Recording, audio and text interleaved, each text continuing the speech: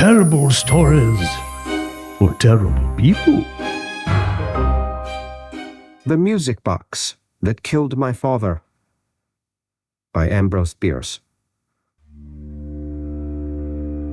Early one June morning in 1872, I murdered my father, an act which made a deep impression on me at the time.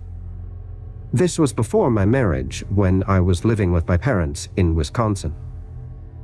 My father and I were in the library of our home, dividing the proceeds of a burglary which we had committed that night.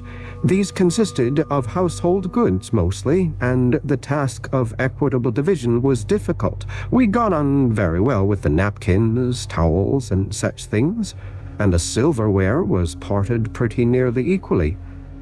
But you can see for yourself that when you try to divide a single music box by two without a remainder, you will have trouble.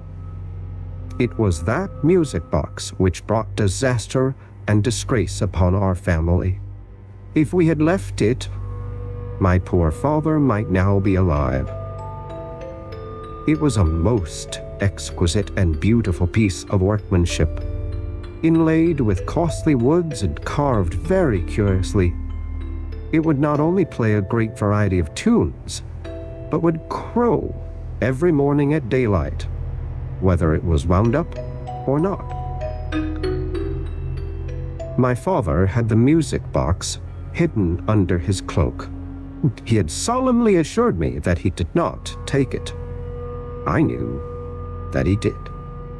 And I knew something of which he was evidently ignorant, namely, that the box would crow at daylight and betray him if I could prolong the division of profits till that time. All occurred as I wished. As the gaslight began to pale in the library and the shape of the windows was seen dimly behind the curtains, a long cock-a-doodle-doo came from beneath the old gentleman's cloak, followed by a few bars of an aria from Tannhäuser, ending with a bowed tick. A small hand axe, which we had used to break into the unlucky house, lay between us on the table. I picked it up. The old man, seeing that further concealment was useless, took the box from under his cloak and set it on the table. "Cut it in two, if you prefer that plan," he said. "I tried to save it from destruction." I said, "I do not question the purity of your motive, but business is business, and with this axe, I am going to effect a dissolution of our partnership." And I removed the old man from this vale of tears. Having done so, I was a trifle uneasy. Not only was he my father, the author of my being, but the body would be certainly discovered. It was now broad daylight, and my mother was likely to enter the library at any moment. Under the circumstances, I thought it expedient to remove her also, which I did. Then I paid off all the servants and discharged them. That afternoon, I went to the chief of police, told him what I had done, and asked his advice. It would be very painful to me if the facts became publicly known. My conduct would be generally condemned. The newspapers would bring it up against me if ever I should run for office. The chief saw the force of these considerations. He was himself an assassin of wide experience.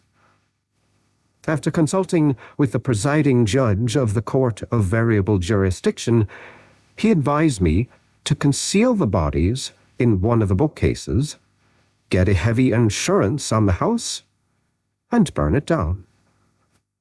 This I proceeded to do. In the library was a bookcase which had glass doors. I had recently laid out my parents, and they were now rigid enough to stand erect.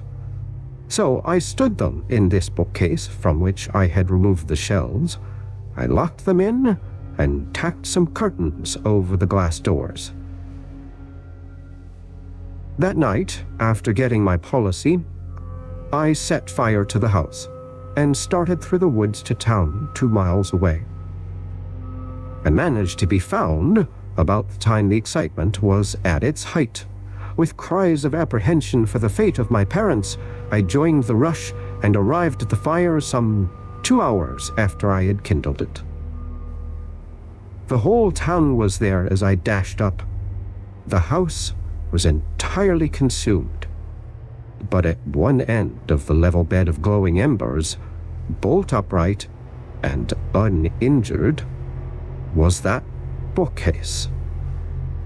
The curtains had burned away, exposing the glass doors through which the fierce red light illuminated the interior. There stood my dear father in his habit as he lived, and at his side the partner of his joys and sorrows. Not a hair of them was singed. Their clothing was intact. As in the presence of a miracle, the people were silent. Awe and terror had stilled every tongue. I was myself greatly affected. Some 3 years later, when the events herein related had nearly faded from my memory, I went to New York to assist in passing some counterfeit United States bonds. Carelessly looking into a furniture store one day, I saw the exact counterpart of that bookcase. I bought it for a trifle from a reformed inventor, the dealer explained. He said it was fireproof. I don't suppose it is really fireproof. No, I said, if you cannot warrant it fireproof, I won't take it. And I bade him good morning.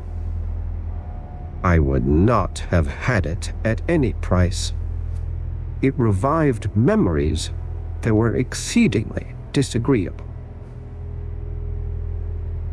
Moral: the lessons of life are cruel and damnable when we learn our parents are not, after all, infallible.